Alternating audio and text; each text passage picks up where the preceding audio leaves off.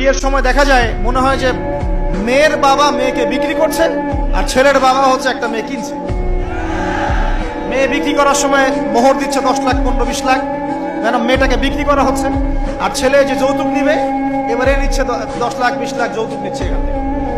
তো এই যে একটা জাহেলিয়াত চলছে, মানে আইয়ামে জাহিলিয়াত কোথায়? আইয়ামে জাহিলিয়াত তো এখানে। আমি তো চোখে দেখি এই বিশ্বটা আইয়ামে জাহিলিয়াতের যুগ। কে বলেছে যে আবু জাহেলের যুগটাই আইয়ামে জাহিলিয়াত ছিল?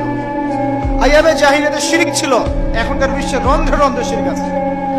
আইয়ামে জাহিলিয়াতের মধ্যে সুদ ছিল, সুদ, এখন সারা বিশ্বের রন্ধ্রে রন্ধ্রে সুদ।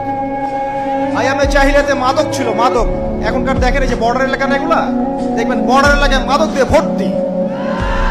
শুধু এখানকার সমস্যা না, এটা এখানকার সমস্যা না, যে কোনো জায়গার বর্ডারে এই সমস্যা।